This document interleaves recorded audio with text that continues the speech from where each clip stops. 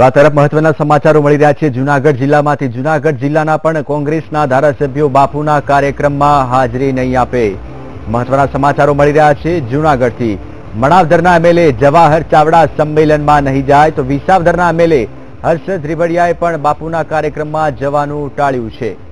તો જૂનાગઢ જિલ્લાના 2 એમએલએ બાપુના કાર્યક્રમથી દૂર રહેવાના છે। મણાવદરના એમએલએ જવાહર ચાવડા બાપુના કાર્યક્રમમાં નહીં જાય તો વિસાવદરના એમએલએ હર્ષદ રીબડિયા પણ બાપુના કાર્યક્રમમાં નહીં જોડાય તેવું તેમણે જણાવ્યું હતું। તો બાપુના જન્મદિવસને લઈને આજે ગાંધીનગર ખાતે સમસંવેદના કાર્યક્રમનું આયોજન કરવામાં આવ્યું છે। તો એક તરફ કોંગ્રેસ દ્વારા તમામ કાર્યકરો તેમજ ધારાસભ્યોને કાર્યક્રમમાં ન જવા માટે આદેશ આપવામાં આવ્યો છે।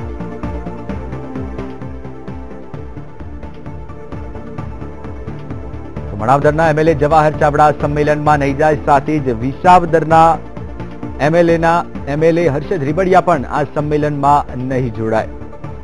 તો આ તરફ અગાઉ બનાસકાંઠાના કાંકરેજના ધારાસભ્ય ધારસિંહ ખાનપુરાએ જણાવ્યું હતું કે તેઓ બાપુના કાર્યક્રમમાં નહીં જાય। તો આ તરફ જૂનાગઢના મણાવદરના એમએલએ જવાહર ચાવડા અને વિસાવદરના એમએલએ હર્ષદ રીબડિયા પણ બાપુના સમસંવેદના કાર્યક્રમમાં હાજરી નહીં આપે। બાપુના 78મા જન્મદિવસને લઈને આજે ગાંધીનગર ખાતે સમસંવેદના કાર્યક્રમનું આયોજન કરવામાં આવ્યું છે। તો કોંગ્રેસ પ્રદેશ તરફથી તમામ ધારાસભ્યોને કાર્યકરોને બાપુના કાર્યક્રમમાં ન જવા માટે ટેલિફોનિક સૂચના આપવામાં આવી છે। તો આ તરફ જૂનાગઢના મણાવદરના એમએલએ જવાહર ચાવડા બાપુના સંમેલનમાં નહીં જાય, સાથે જ વિસાવદરના એમએલએ હર્ષદ રીબડિયાએ પણ સંમેલનમાં જવાનું ટાળ્યું છે।